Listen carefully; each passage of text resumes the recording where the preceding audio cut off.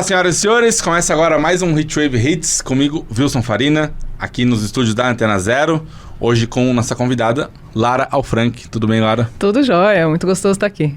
Obrigado. A Lara é cantora, produtora, não é pra errar o nome dela. A gente tava falando sobre isso agora aqui, antes de começar a gravação. Tem discos gravados com banda, como cantora solo, cantando músicas em português, em inglês, em várias línguas. Exatamente. A gente vai contar sobre essa carreira dela, essa relação dela com a música, com os vídeos também que ela produz. E, como a gente sempre faz aqui, a gente gosta de começar, ainda mais quem vem pela primeira vez. A gente também tava lembrando disso, eu já ouço os discos dela há algum tempo, já vi show dela. E fazia tempo que queria trazer a Lara no programa da rádio, que é o estúdio aqui do lado. Nunca conseguimos, mas hoje estamos aqui. Não, sempre tem uma próxima vez também, né? Espero. E...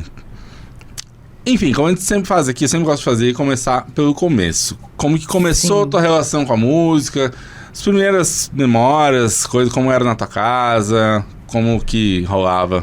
Cara, eu tenho duas memórias muito legais, assim, de infância, que me vieram na cabeça agora. Uhum. Uma é essa de dançar, assim, né? Porque a gente estava até comentando que minha família, hoje em dia, a gente não faz mais isso e é uma coisa que eu sinto falta.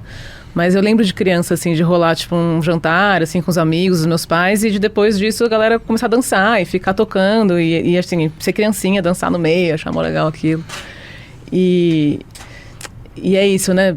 Acho que quebra, geralmente, justamente o homem hétero tem essa coisa de vergonha de dançar, né? E meu pai super dança bem. Então dá uma quebrada nisso, assim, sabe? Ele adora dançar. E eu sinto que eles sentem falta. Minha mãe dança bem pra caramba também, mas é mais esperado, né? Que sua mãe dance bem. Inclusive, a gente tava falando disso, eu também citei que na minha família as pessoas não dançam.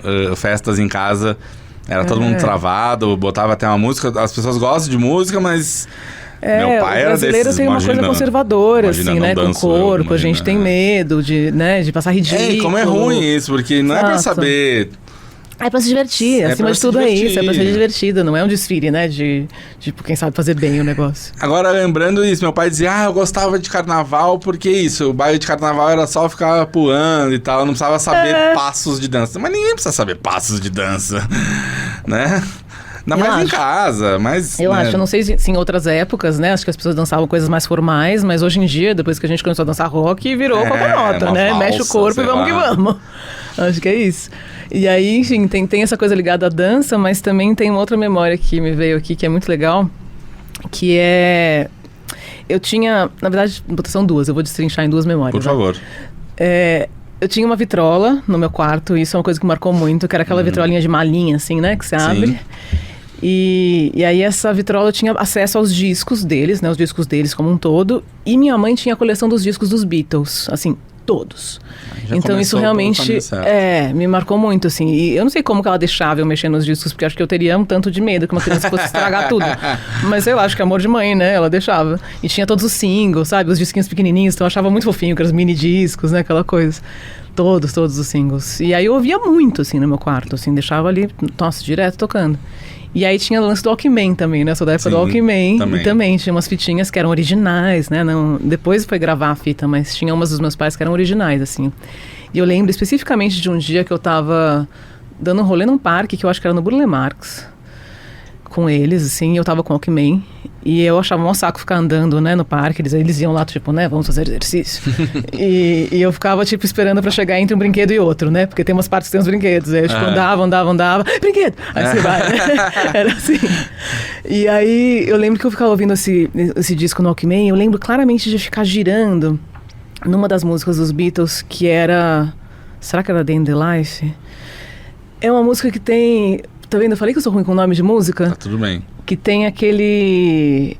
Toda uma mistura de sons, assim, que tem aquela parte do I'd like to turn you. E aí começa, né? E eu lembro de girar e ficar girando, assim, no parque. Sim, tem a parte que vem a orquestra crescendo de repente. E assim, eu devia ter, sei lá, uns 5, 6 anos. Eu era muito pequena, mas eu achava aquilo muito legal. Sim. Então, assim, eu comecei muito cedo na psicodelia, sabe? Isso me bateu muito cedo.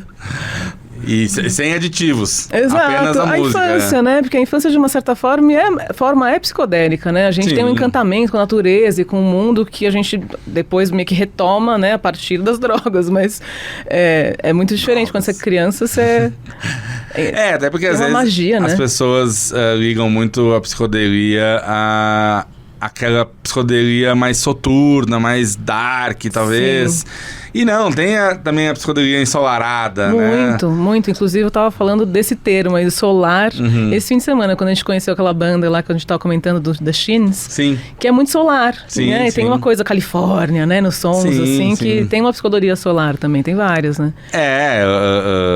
Yellow Submarine, assim, exato. Algo mais alegre, sei lá. Mas enfim, então desde crianças ouvia bastante música, gostava, mas e aí depois... Eu lembro de cantar, isso também, mais uma memória, as coisas vão vindo, né? Engraçado. Eu lembro de cantar umas melodias, assim, foi as primeiras composições, assim, que eu fiz de pequena e de pensar, nossa, isso aqui é muito legal. Pena que eu vou esquecer. E eu esquecia, claro. E não tinha como gravar, né? A gente não tinha um celular na mão. Então, na real, o que me salvou na minha vida... Não tinha meu primeiro gradiente? Não. Eu fui ter um gravador bem depois, mas nunca tá na sua mão, né? Um negócio que não é muito prático, é meio trambolho. Eu lembro que eu peguei um gravadorzinho do meu pai depois, anos depois, mas sempre que eu tinha alguma ideia, eu não tava com ele na mão, então não era péssimo. O celular dá uma baita quebrada de galho, né? Porque hoje em dia eu faço muito isso. Eu venho uma ideia, eu gravo na hora. E às vezes, meses depois... Vou repetir a frase. E às vezes, meses depois, eu ouço e não lembro mais daquilo, sabe? Eu penso, caramba, quando que eu fiz isso, né? Às vezes eu ainda lembro do contexto, às vezes completamente... Mas então, desculpa te cortar, só pra deixar registrado. Desde criança se compunha coisas, então... Sim. Eu não pensava nessa ideia de que isso era uma composição, entendeu? Eu só achava que era uma ideia legal e que eu queria... Já exercitava uma criação, sim, que legal. Sim, eu super lembro disso. Engraçado que, apesar disso, eu demorei pra entender que a música era um caminho na minha vida, assim. Então, e aí depois, adolescência, isso desenvolveu? Como que foi? Ou foi só depois, lá na frente? Não, foi mais na faculdade. A adolescência, assim, desenvolveu, na verdade, porque eu fui fazer aula de canto, que foi um negócio que foi fundamental, claro. E eu nem sei por que eu pedi pra fazer aula de canto. Por algum motivo, eu olhei pros meus pais e falei, quero fazer aula de canto, que é um negócio muito específico, né? Teria sido mais lógico se bobear fazer violão, mas eu sei lá porque, eu acho que eu gostava de cantar, não sei. Perguntar pra eles depois. E eu falei. E você falou dos discos dos Beatles. Quando você era adolescente, daí tinha outros artistas que foram mais importantes, assim, pra esse teu caminho? Cara, não. Os Beatles acho que foi o que mais pegou mesmo, assim. Pegou muito forte. Depois, claro, aí fui conhecer Rolling Stones, todas essas coisas, né? As bandas dos anos 70, aí foi por aí. E aí depois teve uma fase metaleira na adolescência, mas que foi juntando, assim. Muitos tivemos. Exato. E porque, pô, de Rolling Stones pro Black Sabbath, né, tá logo ali no caminho. Sim, sim. Mas o que eu tava falando de compor, eu até me perdi. Você teve aula de canto? Aula de canto. Que foi, assim, mudou minha vida mesmo. Eu tinha acho que 12 anos. Eu fiz 2 anos de aula de canto. O primeiro foi completamente transformador, porque foi quando eu descobri que rolava uma potência vocal que eu não sabia que eu tinha, assim, sabe? Eu era afinada disso, isso eu sabia. Inclusive, quando eu era pequenininha, me convidaram para cantar numa fita na escola de inglês. Eu fazia aula de inglês, e aí chamaram eu e um outro menino para cantar umas musiquinhas da escola e tal. Foi meu primeiro contato com o estúdio. Olha só que legal. Foi mó legal. Eu lembro de chegar naquele lugar todo cheio de espuma, assim, e falar, nossa, que loucura, né? As mesas eram altas, né? Aquela coisa. E, então, assim, eu acho que eu era afinada, mas eu não sabia que rolava um lance de potência vocal. Isso eu descobri na aula de canto mesmo. Então foi técnica, né? Mas era, tipo, canto popular, canto lírico? Era canto popular, mas essa coisa de respirar no diafragma e tal. Acho que eu aprendi a respirar e descobri que tem toda uma... Isso pra mim até hoje parece uma invenção da cabeça Pois do professor. Eu lembro do meu professor falando isso. Não, põe a mão na minha barriga. E a barriga dele mexia e eu falava, mas como assim, gente? Você vai respirar na barriga? Isso faz sentido. Mas... Nunca consegui, mas enfim... E aí você também já tocava alguma coisa, violão? Não tocava. Eu quis tocar violão, mas justamente o professor acho que foi por um lado de som que eu não gostava das músicas que ele queria me ensinar. E acho que no fim das contas você tem que ir pelo que o aluno gosta, né? Porque, pô, se você quer aprender um negócio... Dá trabalho, né? Tocar um instrumento. É legal ir pelo amor, né? E não pela obrigação. Eu cheguei a ter... Em algum momento tive isso. Nunca cantei na vida. Não sei, em karaokê já meio bêbado. Mas eu tive uma guitarra, e eu fui fazer aula de guitarra, e aí era isso. Veja aqui a escala tônica, jônica, não sei o que, eu achava chato. Eu falei, cara, como que eu tô numa aula de guitarra e tô achando chato? Eu quero tocar, fazer barulho e tal, tocar música. E, porque uma coisa é você pegar um pouco de teoria e um pouco de prática, né? Legal, beleza, um pouco dos dois. É legal você aprender sobre música, mas tem que ser um pouco também, acho que demanda do aluno, senão você fica enfiando um monte de conteúdo que a pessoa não quer saber. Sim. No meu caso foi muito broxante, porque eu tava muito nessa onda do rock, e aí eles queriam me ensinar umas coisas super de MPB, que eu achava chato, e eu desenganei do violão. Eu fui aprender a tocar violão depois adulta, assim, né? E aí, você falou, daí na faculdade, você fez faculdade de cinema, é isso? Nossa, eu e a faculdade somos... eu fiz várias faculdades. Não, é só porque você tinha citado aqui. Eu me formei em cinema, de fato. Tá. Foi a faculdade que eu terminei, mas eu fiz outras coisas antes. Eu fiz artes do corpo, que é um negócio assim mais tipo teatro, dança. E aí, no final, eu tinha medo de palco, né? Apesar de que hoje eu voltei pro palco. Mas o motivo pelo qual eu larguei artes do corpo foi porque eu pensava, nossa, eu não vou dar conta de estar no palco sempre, né? Fazer uma peça, não vou aguentar. E nessa época eu tinha tido uma banda na faculdade já, acho que eu tinha uns 19, 20 anos, que era uma banda mais farra, assim, sabe? Todo mundo estudava outras coisas, tinha uma galera de direito, tipo, ninguém levava aquilo muito a sério. Só que eu já fazia faculdade de arte, e arte pra mim sempre foi uma coisa muito sublime, sabe? Assim, eu sempre fui rata de museu, eu sempre pirei muito em arte. Então eu achava meio que aquilo fosse feito nas coxas, sendo que tinha um potencial muito legal, assim, tinha gente que tocava muito bem, sério, que fazia muito bem, exato. E aí eu comecei a ficar meio nervosa e falei, acho que eu não sou boa pra isso, e parei com a música. E aí, enfim, a música foi voltando, né? Porque volta. Comecei a ter outra banda depois, na outra faculdade. Aí depois tive outra, e até chegar no Lares Ultraleves, né? Que aí foi um pouco mais sério mesmo. E como que começou Lara e os Ultraleves? Aí foi olha, a gente fez o primeiro show em 2013, por isso que eu tô considerando que, tenho 10 anos de carreira mais séria mesmo agora. Porque eu lembro que a gente começou a ensaiar em 2012, e aí até a gente formar um showzinho assim, e fazer o primeiro show, que foi lá num festival no Anhangabaú. Só também, desculpa te cortar, mas eu ia perguntar isso, pra situar. Tudo isso em São Paulo? Em São Paulo. Aham. Tudo em São Paulo. Depois que foi mudar pra... Não, mudar pra Indaiatuba foi tipo ontem, né? Pra mim, assim, a sensação é essa, porque tanto que eu mal conheço, assim, a cidade. Assim, a cidade eu tô conhecendo mais, mas eu quase não conheço ninguém. Eu ainda assim, sou muito estrangeira, sabe? Ainda tô meio perdida lá. Eu gosto do estilo de vida do interior, mas ainda não me adaptei, me sinto muito paulistana ainda. E aí vocês começaram a ensaiar, então, em 2012, você falou, e 2013 o primeiro show. Exato, que foi nesse festival aí no Anhangabaú, que foi muito legal. Foi muito legal. Era de domingo, de dia, sabe? Aquele clima mó gostoso. E a banda tinha uma coisa que pra mim era meio mágica, assim, porque era uma banda grande, que tinha sopro, e era muito, sabe? Eu nunca achei que fosse rolar de ter uma banda dessas na minha vida, sabe? E a galera era muito legal, assim. O lance é que, com o passar do tempo, começa a dar muito trabalho ter uma banda grande, né? É muita gente pra administrar, e acabava sobrando mais pra mim essa função de marcar ensaio, de falar com todo mundo, de marcar show, Putz, você consegue uma data de show, e aí você tem que falar com 9 pessoas para que as 9 possam nessa data. E aí, em vez de você ficar feliz, você tem uma data de show, você fica preocupado. Fala, ai meu Deus, consegui 6. Vamos lá, será que o 7º consegue? Aí, puta, era muito estresse.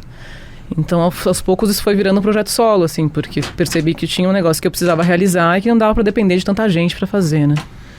Então, no fim das contas, quando eu mudei de nome, de Ultraleves pra Lara Frank, eu já tava... Era quase a mesma banda, sabe?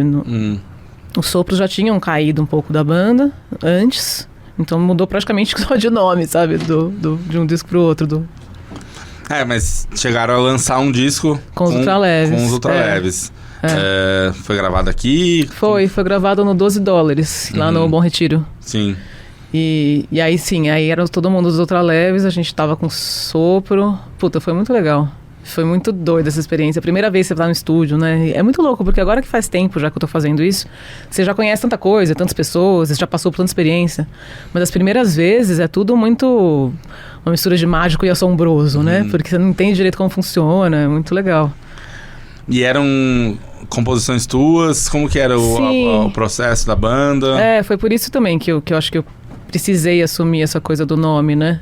Inclusive, você falou do Matias, foi ele que perguntou isso pra mim. Falou, mas não são as suas músicas, não é o seu projeto? Por que você tá com esse nome de banda? E aí eu falei, nossa, uma pergunta. E aí eu fiquei pensando nisso e resolvi mudar de nome mesmo. Achei que fazia sentido.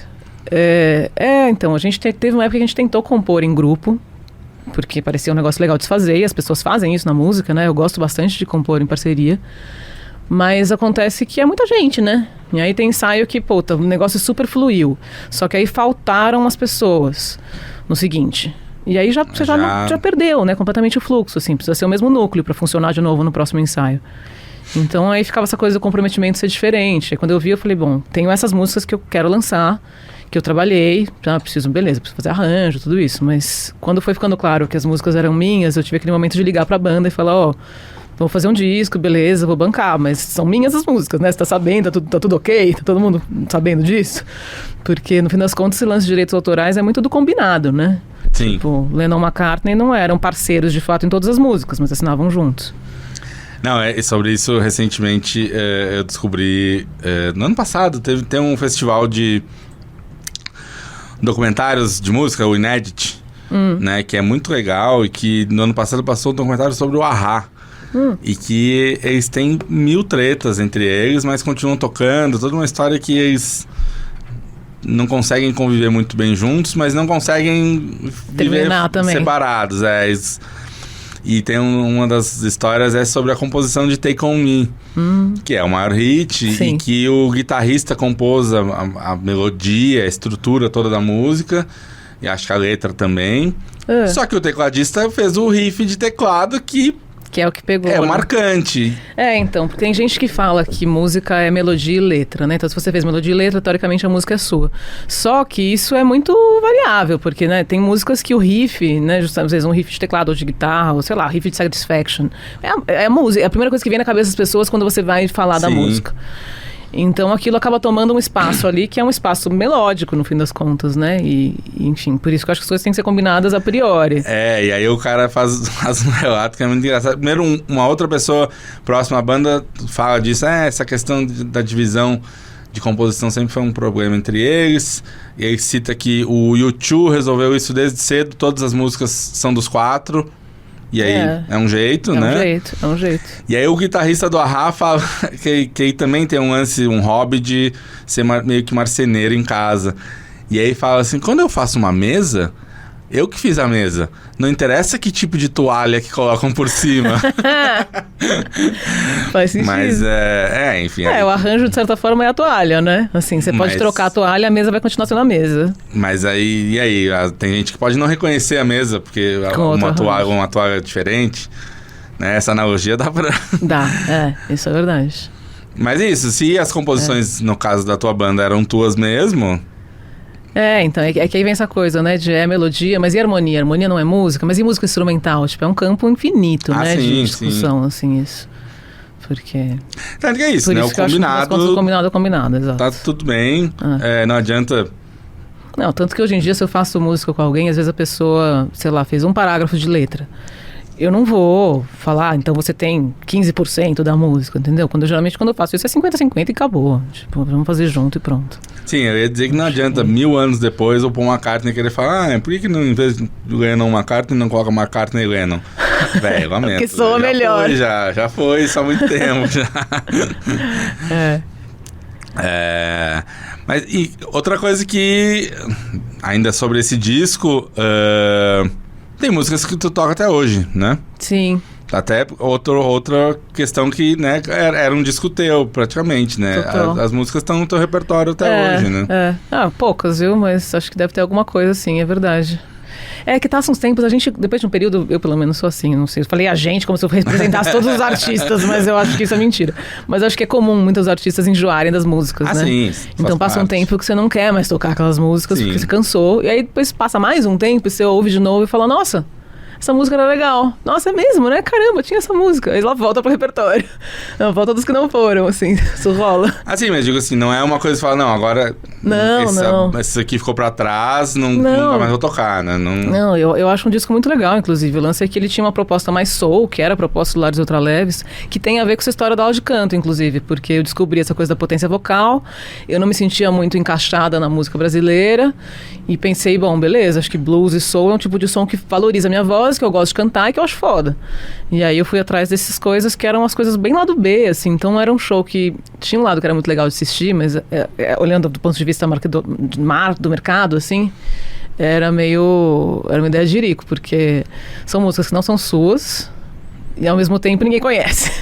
Então parece um show autoral, mas não é, né? É uma coisa que, enfim... É válido. Mas seriam músicas como quais? Cara, eu nem lembro agora. Músicas os brasileiras? nomes. Não, músicas gringas. Era que eu fiz uma pesquisa muito no começo do soul, sabe? Eu fui querer entender as raízes do blues. Aí eu fui atrás de umas coisas muito lá do B, que são muito legais, que ainda mais no Brasil a gente não conhece. Eu acho que se bobear, mesmo nos Estados Unidos, muita gente não deve conhecer. Mas, enfim, era mó legal. E aí, claro que quando eu fui fazer as músicas autorais, né, no disco, estava muito influenciada por isso, era a proposta da banda, mas já começaram a vir uns outros sons no meio, né? Na hora que você vai criar, você não tem tanto controle, né? Tipo, vou fazer uma música nesse estilo. Veio vindo. Faz parte, até porque aí é outra questão, né? Além da composição e quem compôs o quê, e na hora da gravação, às vezes pode dar um outro giro, virar outra coisa. Muito. Isso acontece também. E às vezes tem ideias de arranjos diferentes, fala, pô, vou por aqui, vou por ali. Não, tem uma música que tá no meu último disco, chama Pra um Coração Acordar, que eu comecei ela no piano, aí eu mandei pra um tecladista que é brother de Brasília, que eu falei, fiz essa parte aqui, vê se tem alguma ideia. E a gente fez um negócio que era assim, meio um pianinho com uma cara meio cabaré, sabe? Tipo, com uma parte de letra que ele fez, uma parte de letra que eu fiz e tal. E, cara, virou uma música meio anos 80 no disco, não tem nada a ver, nem tem teclado mais. E ficou muito legal, é dos arranjos que eu mais gosto, ficou muito legal. Eu lembro de mandar pra ele e falar, nossa, mas não tem nada a ver com o que eu tava imaginando, mas ficou lindo. Beleza, que bom, importa. Né? Isso é uma coisa, como fã de música, eu gosto muito de explorar, às vezes... Tanto questão de demo, quanto do ao vivo, essa mudança de arranjos, de possibilidades, né? Porque são infinitas, né? Muito. Não, e tem coisas que o arranjo dá uma levantada que não dá pra acreditar, assim. Muda muito mesmo, né? Às vezes você ouve umas demos... Cadeira barulhenta. Às vezes você ouve umas demos e você nem acredita, né? Você fala, nossa, mas isso virou aquela música, né? É bem louco. E o lance de depois sair tocando as músicas por aí em show, e aí também, às vezes, a música dá uma amadurecida, mudar umas coisas. Total. É outra coisa que acontece bastante, né? Total, muda bastante.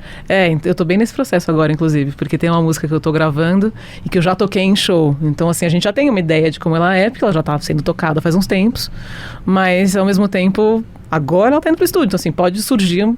É o momento da reviravolta, assim. Eu acho que tá acontecendo um negócio ali que não vai ser o que a gente tinha pensado quando tava tocando, que é legal. Isso também é outra coisa que eu sempre gostei. A primeira coisa que me vem à cabeça é o Radiohead, que eles... sempre tiveram o costume de tocar em shows músicas que não tinham sido lançadas ainda. E que às vezes foram demorar anos pra ganhar uma versão de estúdio. O Neil Young fazia muito isso também. Porque eu já vi eles falarem sobre isso. Tipo, cara, às vezes a gente tem ali a ideia quase pronta, mas no estúdio a gente tenta e não encontra. Demora tempo, às vezes, pra encontrar. Sim. Total. A versão definitiva, né? Não, faz sentido. Nossa, e é engraçado você trazer isso, porque é um assunto que eu não tinha pensado faz um tempo, assim, e tô passando por isso, e lembrei de uma outra música que chamava De Passagem, e que depois virou Passagem, que é o nome do disco, e que eu lembro de tocar ela nos shows, assim, de estar no setlist com esse nome, De Passagem, e era diferente o arranjo. Enfim, vai mudando, né? A própria composição mudou, mudei a letra. Olha aí, também tem isso, né? Esse negócio de acompanhar bandas que têm uma carreira longa, acaba acontecendo isso também. Eu lembro sempre de vários exemplos dessas coisas, de mudar a letra de coisa que já foi lançada mesmo. O U2 tem isso. Eu lembro do Bono falar sobre uma música que ele cantava de um jeito, depois com uns anos ele passou a ver aquela música de forma diferente, aquele assunto de outra forma, e falou, cara, agora eu mudei sei lá, um que era yes e virou no, alguma coisa assim. Mas é vível no fim das contas, né? A gente tem, o fonograma tá lá registrado no tempo e espaço, mas a música pode ser transformada a qualquer momento, né? E aí então, o disco com os Ultraleves saiu em 2015. Saiu em 2015, exato. A gente ficou 2 anos tocando bastante assim na noite, né? Porque era um show super dançante e tal. E aí foi fazer esse disco, que foi o momento que eu resolvi que a música realmente era o que eu queria fazer, assim. Então eu tinha um emprego fixo de editora de vídeo, e aí eu falei, não, preciso sair, preciso gravar um disco. E foi uma decisão difícil, porque eu adorava o meu emprego lá. Eram pessoas mó legais, era uma produtora mó legal, era perto de casa. Qualidade de vida. Não era aquela coisa assim, você fala, nossa, vou me demitir do meu trabalho chato. Pelo contrário, era um trabalho da hora. Então, assim, Foi difícil, mas foi legal. Eu acho que eu não teria conseguido mesmo gravar o disco, especialmente o primeiro, que eu tinha que entender o que era fazer música no Brasil, entender o mercado, entender tudo, né? O que é fazer música, porque eu não venho de uma família de artistas. Então, assim, comecei realmente do zero, não tinha noção do que era um release, né? Assim, Sim. então, foi um momento de mergulhar ali que foi legal. Não só, né, na música, mas em tudo que significa produzir música, né? E foi total independente. Foi, o primeiro foi super. Mesmo a produção musical do disco? Não, a produção do disco, na verdade, quem fez foi o Fábio, né, que é o produtor lá do $12. Mas ele entrou no projeto mais na última hora, assim, não é alguém que acompanhou todo, sabe? Ele deu uns toques ali na hora de gravar. Foi o Pink? Foi, isso. Sim. E, enfim, foi muito legal trabalhar com ele, mas percebo que foi uma coisa mais no estúdio mesmo, sim, assim, sim. sabe? E que talvez tivesse sido legal a gente ter tido alguém coordenando um pouco mais de antes, assim, desde né? Olhando de fora, porque às vezes realmente esse olhar de fora faz muita diferença. E os outros integrantes da banda também todos eram novatos nisso, então todo mundo em era... estúdio, sim. Acho que uns tinham um pouco mais de experiência que os outros, o Doc talvez já tivesse gravado mais coisa, mais guigueiro, assim. Mas isso, ninguém que pudesse desde o começo tomar a frente, falar, faz assim, assim. Não. As ideias iam surgindo muito coletivamente, assim, de arranjo e tal, o que eu acho um jeito ótimo de funcionar. Mas às vezes é legal alguém que não está participando do arranjo na função de eu não preciso fazer nada, só estou aqui assistindo e falando, essa ideia acho que é boa, hein? Vamos por ali? Sim. É legal isso, é tipo maestro, né? Vai sim. jogando. E aí, então, em algum momento de Lara e os Ultraleves virou Lara Al Franc solo. Exato. Aí é isso, aí eu já tava com a mesma banda, assim, foi uma questão de também, aquele telefonema, falou, vou mudar de nome, tá? Beleza, agora vai ser solo, tudo bem? E foi louco, porque a resposta deles foi muito, mas eu achei que já era o seu projeto mesmo, sabe? Tipo, só pra mim. Então, tudo bem, então. Exato. Mas a banda diminuiu. Eram... 9. No começo, acho que a gente chegou a ter 9 ou 8, acho que eram 8 fixos, eram 5, mais 3, era 2, nos Ultraleves tinha 2 trombones, um sax, teclado, baixo, bateria, guitarra, né? E eu. Então acho que eram 8. E 8, aí depois... 8? Acho que sim, depois virou 5. 5. Depois de 5 virou 4, né? Aquela coisa. Vai diminuindo também por uma questão de praticidade, porque... Sim. Os espaços que a gente toca, os lugares e tudo isso. O show que eu vi era tu e mais 2 pessoas lá. Exato. Aquele dia tinha 3, mas a gente eu já fiz um show recentemente com 2, assim, eu e mais 1. Sim. E agora a gente tô experimentando com programação, então, né, o show não fica tão vazio quanto era de se esperar, né? Porque um show, você e mais uma pessoa de banda, poderia ser voz e violão, mas não era. Então, isso é também um negócio que eu tô querendo entender mais, porque facilita muito, né, a locomoção, ir de um lugar pro outro, e o custo mesmo do show. Sim, claro. Fora isso, ensaio, tempo, porque não é só o custo de cachê estar no palco, né? Todo o tempo envolvido com todas aquelas pessoas para fazer aquilo virar um show, né? Sim, imagino, boto fé. E aí, mas enfim, como Lara Al Franc, você foi lançar um segundo disco. Sim. Que saiu em 2017? Passagem, 2017, exatamente. Foi tudo de 2 em 2, foi 2015, 2017, 2019, discos, né? Aí depois vem EP, single e tal. Mas é isso, tu falou que o primeiro foi todo esse processo de descobrir o estúdio. Quando foi o segundo, já tinha uma experiência melhor? Sim, não, o segundo foi bem diferente já. Já tinha uma bagagem e aí foi legal porque a gente gravou já no estúdio da YB. Na época foi para um outro selo, que era Matraca Records, mas que era lá na YB também. Então, assim, o estúdio era o mesmo, que é um espaço muito legal, muito grande, muito... Nossa. Que hoje em dia, aliás, virou um espaço de artes visuais. É muito louco, eu fui lá recentemente assistir uma exposição, chama Canteiro, lá na Purpurina. E é muito doido você pensar, eu gravei aqui, já ouvi um monte de disco aqui, já cansei de vir em audição aqui. E de repente é um espaço que sim, do caralho, que continua sendo um espaço de arte. Sim, claro. Mas parece que, enfim, teve uma questão lá com aluguel, e tiveram que entregar o prédio, eles ficaram lá por muitos anos, né? Então foi uma honra mesmo poder gravar ali. Eu gravei o outro disco lá também, aí já direto com a YB. Mas em 2019, 18, a gente gravou em 18, lançou em 19, acho que foi isso. E esse segundo disco começa com uma música que já tem mais guitarra, mas aí no meio também dá uma variada, mas a sonoridade deu uma outra guinada. Super. Super. Eu acho que eu comecei a encontrar mais o meu som nesse disco mesmo.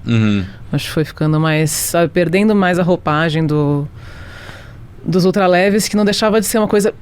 Inclusive, roupagem é a palavra certa, porque tinha, inclusive, uma coisa de figurino. Eu tentava meio que seguir aquela coisa da diva do soul, sabe? Então, de salto e vestido. E eu nunca me senti confortável com nada disso, sabe? Era um troço que eu me sentia meio ridícula. Mas que meio que parece que vinha no pacote, né? Você tá cantando soul, você tem que fazer assim, né? Tipo, eu não questionei muito, eu fui indo. Até que comecei a questionar, ainda mais quando foi falando, bom, esse é meu nome, eu vou fazer do meu jeito. E foi muito legal poder... sabe, e se libertando mesmo. Eu senti que eu fui abrindo, né, saindo de várias coisas e ao mesmo tempo trazendo outros estilos para dentro do disco. Então ficou uma coisa que no geral é mais rock, mas ao mesmo tempo tem várias coisas. Sim, sim. E eu lembro na época teve um jornalista que falou isso, que o disco era inclassificável, e eu fiquei super feliz, que falei, nossa, que legal, porque tem vários, né, vários estilos. E aí esse a gente autoproduziu, né? Assim, a banda participou toda da produção, que foi muito legal. Foi um processo bem coletivo. Então, a partir daí também, eu acho que foi uma virada de chave de entender o que é gravar, o que é produzir, como que dá pra fazer ou não dá, assim, né? E, foi bem massa. Isso foi bem raçudo também. Faz um tempo já, né? Engraçado pensar agora. Não. Tem esse grande episódio da humanidade aí que a gente vai chegar que mudou tudo, né? Muito. A percepção de tempo é essa, tirou né? totalmente do eixo. Mas antes disso... eu lembro que acho que foi nessa época que eu ouvi tuas músicas. Mas isso, acho que eu ouvi algumas músicas soltas, não tinha ouvido os discos. E agora, antes de hoje, da gravação, eu fui ouvir de novo... E aí fiquei com essa impressão, esse disco é mais rock. Mas aí ele foi rolando, eu falei, não, mas tem umas outras coisas aqui no meio, assim, que legal, mais variado. Exato. Né? E aí pro terceiro, mais ainda, eu acho, né? Sim. O terceiro tem uma coisa mais escura, pensando agora, inclusive até a capa é PB. Sim. E eu acho que faz sentido com relação ao som. Que eu acho que vem muito do Rômulo e veio muito da proposta que eu levei pra ele também. Da gente fazer um negócio muito urbano, muito ligado a São Paulo. E acho que eu procurei o Rômulo também, porque ele tem essa pegada muito São Paulo, né? Assim, a gente é muito influenciado pelo ambiente que a gente tá. E São Paulo tem uma coisa muito caótica, muito barulhenta, muito agressiva, né? Pra mim sempre foi uma vivência... Puxar o janela aqui, tá bem no centro da cidade. Exato, pra mim viver, e eu sempre vivi numa região mais central, eu nunca tive essa coisa de, sabe, uma vida de bairrinho, assim. Quando eu fui me mudar pra Pompeia, aí eu descobri que rolavam uns bairrinhos, assim, sabe? Sim. Já é um bairrinho mais tranquilo, assim. Você fala, nossa, não faz barulho de noite, olha só, é um silêncio. Tipo, eu achava super estranho. Então, enfim, de alguma forma esse disco tem muito disso, assim, dessa coisa mais escura da cidade. E agora que eu não tô mais em São Paulo, que tá ficando claro isso pra mim, que eu tô pensando em trazer uma coisa mais solar pro som, porque eu tenho me sentido também mais solar. Sim. Com essa vivência mais de mato, assim. Mas aí, então, só pra também voltar, o Rômulo Frois, né, ele produz o disco, foi ele isso? Ele produziu esse disco e produziu o EP seguinte. Na verdade, a gente gravou os dois juntos. A gente gravou um monte de música e aí a gente resolveu lançar separado. O nome do disco é... Esse disco que eu gravei com o Rômulo Frois é Eu Vou Ser um Nó, e aí o EP seguinte, que é Viver Sem Dó, os dois ele produziu. Sim. A gente gravou tudo junto, e aí eu que na verdade vim com essa ideia pra ele. Falei, Rômulo, a gente tem muita música, ninguém escuta um disco tão grande já hoje em dia. E já tinha caído umas músicas, sabe? Ainda assim a gente tinha muita música. E vamos gravar tudo e separar. A gente lança um EP depois, legal, vai ter material pra lançar. Sim. E acho que foi uma escolha acertada mesmo. E a gente conseguiu pensar de um jeito que ficaram duas coisas coesas, assim, né? Não tipo as sobras do disco no sim, EP. Sim. O EP virou realmente um disco que faz sentido, assim. Muito legal. Porque isso também é um negócio que rola às vezes, tipo, sabe, a pessoa grava o disco, aí depois, um ano depois, são as sobras do disco. Pô, você é sobra, por que tá lançando? Não, gente, sobra você só lança quando você tem uns fãs muito, muito fã, né? Tipo, sei lá, sobrou umas sobras, ou é isso, do John Lennon ali, não, acharam uma fita na gaveta. Não, porcaria, mas vai ter gente querendo ouvir no mundo inteiro. Então, beleza, você tá, na verdade, é mais a curiosidade do fã do que pela música, né? Sim, sim. Eu acho que você como artista... eu acho que... Só que às vezes é triste, né? Porque às vezes, exatamente, tá lá, não foi lançada... que não era tão boa, o artista não quis gravar. Eu lembro daí muito do Renato Russo, que ficavam cavocando coisa dele. Então gente que morre é cruel, né? Tipo, coisa que ele não queria que saísse e botaram na rua porque não tinha mais. Pô, velho. Porque aí também são os herdeiros, né? Alguém quer lucrar com isso, enfim, tem todo o lance do mercado no meio também, né? E artistas tem que fazer muita música ruim pra sair música boa. Não é assim, né? Por mais brilhante que as pessoas sejam, todo mundo faz música ruim. Isso não existe. É bom conversar contigo porque tem essa mesma base que eu acho, né, tua conversa e pelo que eu acompanhava também dos teus vídeos, que é essa coisa de sempre voltar nos Beatles. Que é isso, o George Harrison fala muito isso, né, enfim, que o John e o Paul começaram a compor com, sei lá, 14, 15 anos e compuseram Sim. todas as músicas ruins deles antes de terem a banda. E ele teve que começar no meio, então ele fez umas músicas que não eram tão boas, na cabeça dele, todas as músicas são boas. Mas é isso, né? Tipo, é exercitar, como qualquer coisa na vida, né? Exercitar. É prática, lógico, é muito isso. É prática mesmo, qualquer coisa. Se você vai tocar um instrumento, por mais tempo que você toca, melhor você fica. É horas de dedicação mesmo. E eu acho que no caso específico da criação, tem um negócio que é para além da técnica, que é meio que deixar fluir, assim. Porque não é você que cria, né? A sensação que eu tenho é que a gente tá recebendo um negócio, a gente tá jogando pro mundo coisas que estão pescando de outros lugares. E aí você vai pescando, né? E vai pescando e vai vendo o que sai. E se você pesca de vez em quando, a chance de você pegar um baita peixão é menor, né? Assim, acho que tem um lugar que a gente não controla mesmo, a gente tem que produzir. Sim, quando comecei a fazer esses vídeos, eu falei, acho que vou fazer um por mês, um por cada 2 semanas. E minha namorada falou, não, tem que ser toda semana, senão... Não... Ela tá certa, que bom que ela deu essa pressão. Que é muito isso, acho que essa mistura de prática com tá ligado nas coisas. Na primeira gravação dos vídeos veio uma amiga minha aqui que é DJ Que legal. de festas. E eu também toco em festas, mas isso nunca, ainda mais hoje em dia, assim, nunca fui residente num lugar. Mas mesmo sem ser residente, tinha uma época que eu saía muito, então eu me sentia bom naquilo. Muito bom. Claro. Porque eu falei, cara, eu sei o que tá tocando. Começo dos anos 2000, tu devia estar lá também. A gente deve ter talvez. Você entende a cena e você entende o que você tá fazendo. Fan né? house, Alps, todos aqueles lugares, né? Você tá indo lá sempre nos lugares, sabe o que rola. Você vê qual música que colocam e a galera curte, qual que colocam e a galera não curte, qual que nunca colocam. Você tem a prática. Lógico. Quando você não tá mais saindo, você pode até saber fazer uma coisa, né? Mas não vai falar, putz, me joga em qualquer lugar que eu toco. Lógico.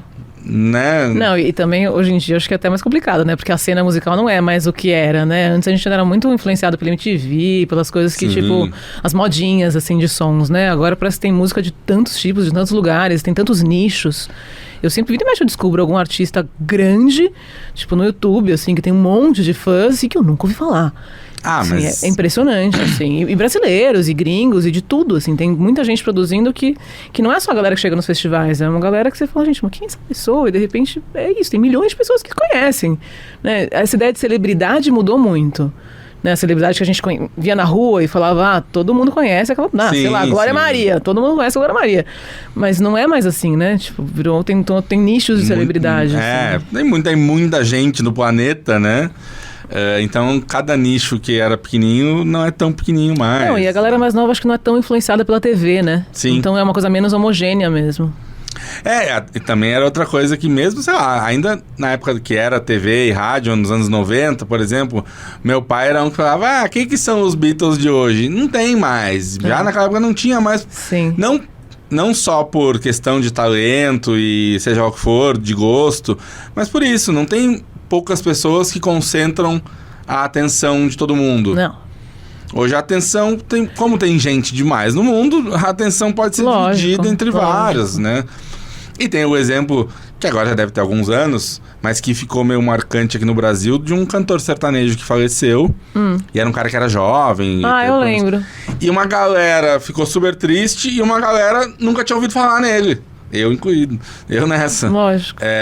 E aí ficou bem claro, tipo, cara, como tem muitos nichos grandes que não se comunicam. Não. São várias bolhas mesmo, é muito louco. Rola subir um pouquinho a temperatura do ar, que agora eu dei uma congeladinha.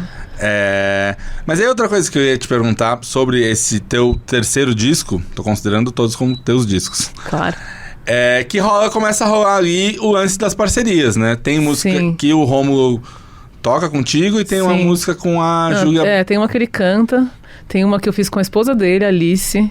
Sim. E foi muito legal, assim, porque foi muito à distância também, foi, né, pré-pandêmico, mas foi quase como se fosse, assim, porque eu não tive tanto contato com ela. Ele que deu a ideia, falou, Alice é boa de letra, por que você não manda pra ela? E eu mandei, é das músicas que eu mais gosto no disco, muito legal. E isso, a última música do disco é com a Júlia Branco, mas na verdade a composição, infelizmente, não foi conjunta. Essa música é minha, ela cantou só. Convidei ela pra cantar. Eu tô há anos falando com ela, Júlia, se você assistir isso, fica o recado. A gente tá sempre se falando, não, vamos fazer uma música juntos, não sei o quê. Sempre acontece alguma coisa que não rola. Assim, mas de toda forma, foi uma parceria pra música foi uma participação no geral. linda, inclusive, porque a gente se conhecia super pouco e fiquei muito feliz que ela topou. Eu ouvi o disco dela e adorei. Então, sabe, foi um negócio de conexão de som mesmo, porque eu não era que era minha amiga, era alguém que eu conhecia o som e falei, nossa, que foda, se tiver a ver, né, se ela curtir, ela curtiu a música, foi muito legal. Ah, que legal. Porque é isso, depois, nas várias músicas que tu lançou depois, foram meio que em parceria, né? As mais recentes são parcerias. Inclusive, uma delas é parceria também com uma pessoa que eu não conhecia, que escutou meu som e achou que super queria fazer uma música, e eu fiquei meio, nossa, mas de onde surgiu essa pessoa, né? É engraçado, assim, brota umas pessoas. Seria o Diego Tavares. Sim. Eu não conhecia. Ele entrou em contato comigo e falou, não sei o que, vamos fazer um som e enfim. Primeiro você fala, deve ser um maluco, né? Mas, no caso, eu ouvi a música e falei, puta, essa música é bonita mesmo. E ele tem um estilo de som completamente diferente do meu, então, a princípio, eu achei que não tinha nada a ver eu cantar com ele. Mas eu ouvi a música e falei, nossa, a música faz sentido? Eu falei a mesma coisa, eu falei, não quero ser a cantora no seu disco, então se você tiver uma música que você queira compartilhar, assim, você quer dividir, você tá pela metade, você não sabe o que fazer com ela, pra onde seguir, me fala. E aí eu mexi na letra, assim, eu achei umas coisas que eu achava que não fazia sentido, né? Demos uma trabalhada juntos e aí sim a gente lançou como música dos dois, assim. Ah, que legal. Porque isso, durante os 3 discos você estava tocando e se apresentando ao vivo, né? E aí de repente, porque o terceiro disco também, só pra marcar, é de 2019, você tinha até falado, né? 2015, 17, 19. E aí 2020 veio a pandemia. Eu tava com o show de lançamento do EP na manga, assim, prontinho pra fazer e veio, né, assim, a gente achou que dali uns 2, 3 meses a gente ia fazer o show, né? Todo mundo achou que ia ser assim. Sim. Enfim, 2 anos depois fiz o show. Eu tava marcado no Sesc Vila Mariana, foi agora. E, enfim, mudou tudo, né? Virou outra vida. Partes boas e ruins, né? Se é que dá pra dizer que partes boas, porque claro que é uma tragédia de proporções gigantes. Claro. Pensando na minha vidinha, né? Claro. No meu mundinho ridículo, tem um lado que foi bom, porque eu fui morar no interior, e eu acho que eu não teria feito isso antes, se não fosse a pandemia. Eu pensava em, quando eu ficar, né? Quando eu for velho, me aposentar, eu vou pro interior. Era sempre um plano muito futuro. E realmente não fazia muito sentido, porque as coisas eram muito mais ao vivo, né?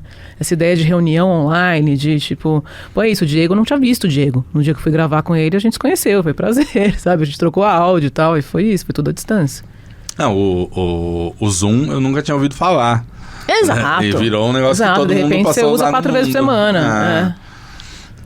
Total. E é isso, né? Eu sempre tive muito costume de ir a shows. Muito show. E mesmo... Por um lado, também foi uma coisa de... Quando começou a pandemia, eu falei, eu acho que eu posso ficar um tempo sem ir, porque 2018 e 2019 foram anos que eu fui a muitos shows. Show de Sesc, Centro Cultural. De novo, o Matias estava como curador do Centro Cultural. Sim. Então, toda hora ele falava de shows que tinham lá, então eu ia direto. Eu lancei o Eu Vou Ser Um Nó lá, inclusive, né? Porque ele tava lá. Foi muito legal, aquela sala é mágica, né? Tantas coisas lindas que eu já vi lá, então estar lá pra mim foi muito legal. E aí até foi isso, uma coisa tipo, por um tempo eu aguento ficar sem show, porque eu tenho visto muitos, mas aí chegou uma hora que, cara, não aguento mais. Né? A primeira vez que eu... Acho que todo mundo que gosta muito de música, o primeiro show que viu depois se emocionou, foi marcante. Foi marcante. Pra mim foi marcante tanto pelo show, pela volta dessa experiência, porque eu admito que eu fiquei tanto tempo sem ver, que eu sou uma pessoa mais introvertida, então eu não senti tanta falta de sair, pra ser sincero. Eu fazia um tanto por obrigação também, tipo, tenho que ver o que tá acontecendo, tenho que ver os shows e tal, então eu ia, mesmo quando eu tava cansada, porque eu tinha que ir. E geralmente você não se arrepende, né? Quando é legal, é um rolê, e é bacana você ter uma vivência cultural. É vencer a preguiça, né? Porque você tá cansado, às vezes à noite tem preguiça de sair. Mas aí eu passei tanto tempo sem ir em show, que quando eu fui no show pós-pandemia, eu não lembrava que eu tava sentindo falta daquilo.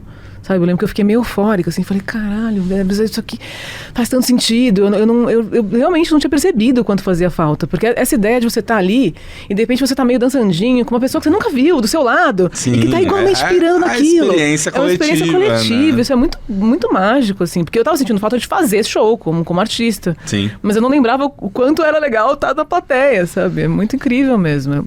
É compartilhado, né? Uma catarse coletiva, assim, quando a gente tá junto. Não, eu falei que quando era criança eu era meio fechado, meio tímido. Talvez continue sendo, sei lá, mas eu gosto muito de estar com pessoas, de juntar amigos, de conhecer gente nova.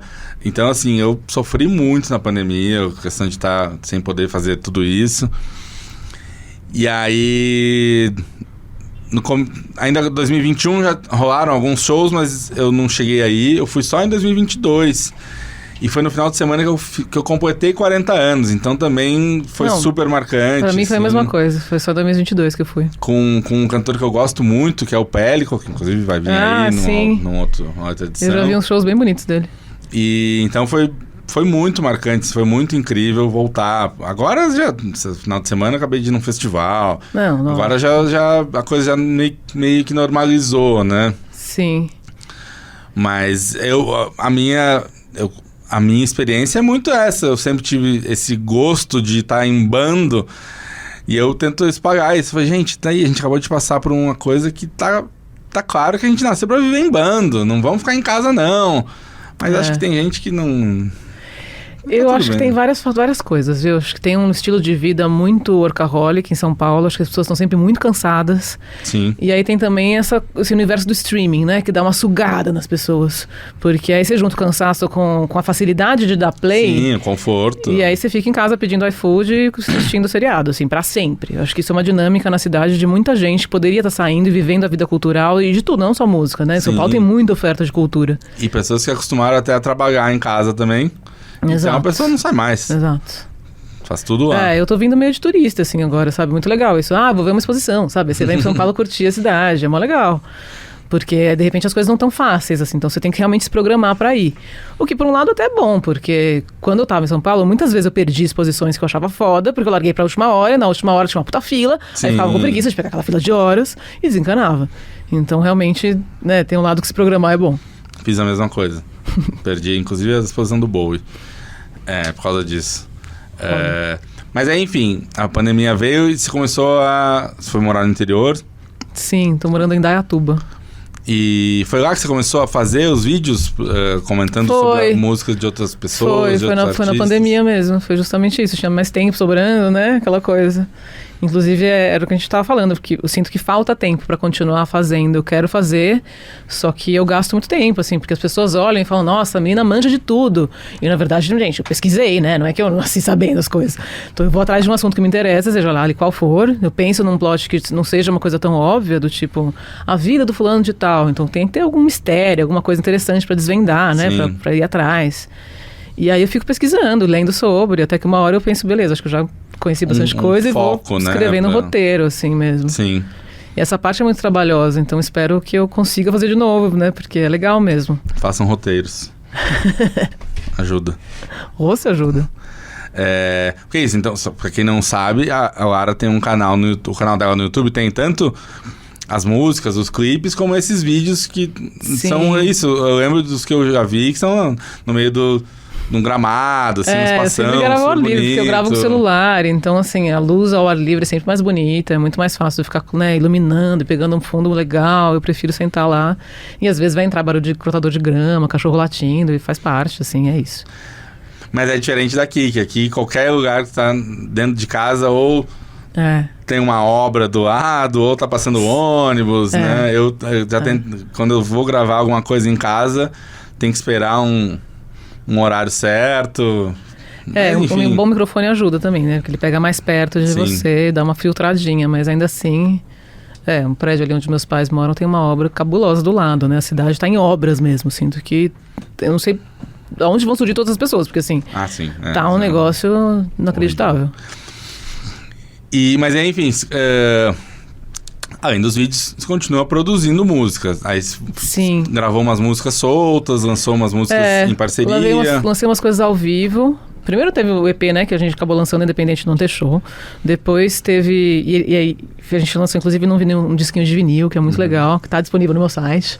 Aliás, eu adoro quando alguém encomenda lá, eu vou lá nos Correios entregar, é mó legal. E... Inclusive, aliás, eu devia ter trazido uns CDs e discos hoje. Eu esqueci, me mande seu endereço, por favor. Mas o lance é que depois disso teve aqueles shows da Lei Aldir Blanc. Eu, na verdade, já tinha feito uns shows online na raça, assim, bem na raça mesmo. Em ajuda da família, sabe? Tipo, cunhado operando a mesa. Tava assim, super, super na raça, mas foi muito legal. Tipo, foi o jeito de conseguir fazer música à distância, num momento que não tinha outro jeito. Sim. Aí depois teve os shows da Aldir Blanc, que já foram bonitinhos, bem filmados, com equipe e tal. E que estão lá no meu canal também, ficaram lá até hoje. E aí tem algumas músicas que a gente selecionou desses shows para lançar ao vivo, que a gente mixou direitinho e tal, e lançou depois, que foi bem legal também. Porque aí já tá a mesma música com outro arranjo, depois de anos que ela foi lançada, já é uma versão diferente mesmo. Uma releiturazinha. E aí alguns singles que são realmente inéditas, que são 2 em parcerias, né, que me convidaram para fazer, e um que já estava meio sendo gravado desde a pandemia, que é Soluços, que acabou sendo lançado depois, porque, enfim, também aquele processo à distância, né? Então, Kibi gravou a bateria na casa dele, o Allen gravou a guitarra, estavam voltando da Ilha do Ferro, enfim, um monte de distâncias no meio. Então, até a música ficar pronta foi um processo. E como a gente tinha tocado essa música ao vivo muitas vezes, a música soa muito ao vivo, mas ela foi gravada cada um no seu canto. E daqui pra frente, já tem coisas engatilhadas, pensadas? Tenho. O que você pode adiantar? Tenho super. Eu finalmente abri a minha gaveta de ideias, que é um processo... eu não vou dizer difícil, mas é um pouco difícil, assim, no sentido de... Exige uma certa coragem, né? De, vamos lá, ouvir as ideias que eu tive, né? Porque tem umas boas, tem umas ruins, e tem umas coisas que eu não lembrava. E aí fui selecionando as coisas e cheguei à conclusão de que eu tenho 19 ideias. Coisa pra caralho, fiquei muito feliz. E aí dá vontade de fazer disco, né? Porque você fala, nossa, são várias, né? Posso jogar umas fora e ainda assim eu vou ter um disco. Mas eu não sei se as pessoas estão ouvindo disco, sabe? Eu tenho a impressão de que é muito esforço para ter um lançamento nas plataformas. Então eu tô meio pensando em dividir isso em EPs, sabe? Ou singles, um single, depois um EP, sabe? Eu tô pensando em fazer bloquinhos mesmo, porque é um esforço tremendo lançar um disco. E eu ouço muito disco, eu gosto muito de ouvir disco, mas eu sinto que a maior parte das pessoas ouve músicas. Então ouve uma música de um artista, uma música de outro e vai pingando. Então eu não sei se compensa nesse momento da história da humanidade ficar pegado numa vivência que é da minha infância, sabe? Talvez seja melhor lançar por partes, não sei. Eu entendo, só não acho que ainda tem bastante gente que gosta de disco. Mas eu acho que é uma coisa levemente de nicho. É menor, assim, mas eu entendo. Mas, de toda forma, então, temos músicas... Tem músicas novas a caminho. Tem 2 que estão bem encaminhadas, duas estão sendo gravadas em paralelo, assim. Uma está sendo gravada num projeto que agora eu não posso falar muito, mas que é um projeto mó legal, que daqui a pouco vocês vão ver também aí nas redes. E a outra está sendo gravada também em paralelo, então eu não sei direito qual vai ficar pronto primeiro, mas são as 2 que a gente já estava tocando em show, que é uma em francês, que eu até postei uns videozinhos, e uma outra que chama Sem Juízo, que também, eu gosto muito, que tem uma onda muito da Rita Lee, assim, que acho que tá... eu queria que ela tivesse ouvido antes de morrer, mas enfim... Eu super tinha essa expectativa. Porque, caralho, tem uma terceira. Tinha até esquecido dessa. Tem uma música da Rita Lee que eu gravei. Eu vi você falando sobre isso, né? No que ela faleceu, que ela não tá gravou aqui uma versão... Eu tô esperando ser aprovado, na verdade, né? Porque caiu nesse limbo da Warner, né? Você tem que mandar o MP3 lá e aí eles vão avaliar. Eu não sei quem que avalia, se é alguém da família, se é o Roberto ou se é a própria Warner. Pra ver se é parecido com a original, porque tem uma série de requisitos que você não pode mudar um monte de coisa. E aí uma vez que eles aprovarem eu vou lançar, porque a música, essa tá pronta mesmo, tá masterizada, tá bonitinha, eu queria ter lançado já. Inclusive, na minha fantasia, eu ia lançar essa música, a Rita ia ouvir, ia achar mó legal, e talvez quisesse ouvir, ou Sem Juízo, ou participar, vai saber, entendeu? Na minha fantasia teria sido isso, pena que, enfim, a jornada encerrou antes, mas... faz parte, né? Muita gratidão também por tudo que ela deixou. Sim. Inclusive, eu sei que a gente já tá meio perto do fim, e é um assunto que daria pano pra muita manga, mas eu não posso deixar de perguntar que, assim, dentro de tudo isso, toca, tu acabou de falar, canta, toca, compõe, grava, edita. Como é ser uma mulher na cena? Cara, tá mudando, viu? Primeiro que assim, eu sempre tive muito amigo homem de criança, porque os amigos dos meus pais tinham filhos homens. Então, quando eu fui ter banda e os caras da banda eram homens, não foi estranho pra mim. Eu tava meio acostumada a conviver com um menino desde sempre, assim. Tipo, meu primeiro amigo foi um menino. Uhum. Então, não foi estranho. Depois eu fui me dando conta de que realmente só tinha eu de mulher. E isso foi ficando cada vez mais esquisito. E não no sentido de que rolou algum BO, não, todo mundo foi muito de boa, mas fui me dando conta de que realmente o mundo da música tem muito mais homem do que mulher. E agora, ficando mais velha, percebo que isso é uma coisa geracional e que tá mudando. Então eu acredito que realmente em coisa de, assim, a molecada de 20 e pouquinhos ou de 18 já tem muito mais mulher. Já tem muito mais mulher que toca, inclusive. Eu acho que é uma coisa de cabeça, porque na minha geração, assim, eu lembro dos meninos que tocavam violão na escola. Era sempre os meninos. Tinha uma menina que tocava, que era minha amiga. Mas era ela, acabou, nos 3 anos do colegial. As minhas 2 sobrinhas, uma tem 18 e outra tem 20, as 2 fizeram aula de instrumento. E a minha irmã não é artista, entendeu? Ou seja, essa ideia de meninas fazerem aula de instrumento, tipo, uma toca violão, outra toca piano, é um negócio mais normal, mais acessível, assim, mas tá mais na cabeça dos pais, eu acho. Os pais, né, já estão com uma cabeça diferente, os pais já são mais jovens, então, assim, eu acho que a tendência é mudar e mudar rápido. E eu sinto que tem também uma coisa da imagem, né, muita gente está preocupada com isso, de como vai aparecer, e da inclusão, e eu acho que é fundamental a gente pensar em inclusão. Mas eu acho que só vai ser inclusão de fato com o passar do tempo, porque a gente precisa de pessoas que desde sempre sejam incentivadas a tocar. Porque tradicionalmente no Brasil as mulheres cantam, né? É isso.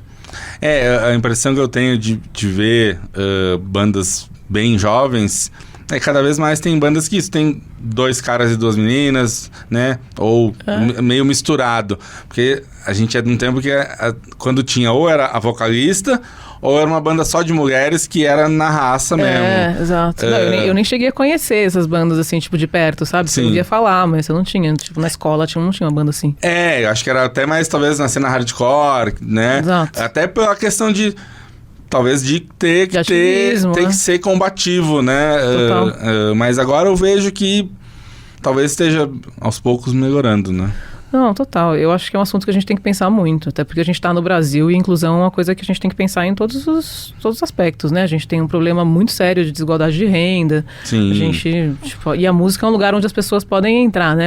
É um lugar que traz acessibilidade, eu acho, para muita gente. Então, sei lá, a história nem é minha pra contar, mas eu sei de um cara que é pai de um amigo meu que tava na FEBEM, na época era FEBEM, não era Fundação Casa, e que virou saxofonista, porque tinha um projeto de música na FEBEM. Então, legal. A música é um lugar que você ainda não precisa fazer faculdade, né? Então ela pode trazer muita gente. E, enfim, as mulheres realmente ainda tem muito pra gente conquistar. Mas eu sinto que aos pouquinhos isso tá mudando, né? E, em primeiro lugar, respeito, claro. Né? Sempre fundamental. Mas também de ocupar mesmo os nichos todos, né? Legal. A gente tá chegando perto do nosso final. A gente chegou agora no questionário Hitwave. Ai, meu Deus. Esse final de perguntas e respostas rápidas. Não precisa pensar muito. Péssima nisso. Não, mas tá tudo bem. Lara ou Frank? Qual foi o primeiro disco que você comprou na vida? Não tenho a mínima ideia. Não consigo nem dar uma resposta rápida, porque eu não tenho a mínima ideia. E olha que eu comprei muito CD na vida. Eu guardava o dinheiro da mesada pra comprar CD. Sim. Mas eu não sei qual foi o primeiro. Ou o primeiro marcante. Nossa, eu comprei os discos do Black Sabbath. Acho que isso deve ter sido dos primeiros, talvez. Com o Ozzy, né? Com o Ozzy, claro. Os 4 primeiros, né? Obrigado. Qual foi o primeiro show que você viu? Não, Black Sabbath sem Ozzy pra mim é quase Ritalin, Mutante sem Ritalin. Não, obrigado. Tá vendo? Ó, esse chiclete, tá vendo? Não, só isso, ó, beleza. Primeiro show que você foi? Primeiro show que eu fui... Nossa, gente, desculpa, mas não dá pra dar resposta rápida essas coisas. A memória da pessoa não funciona. Primeiro show que eu fui...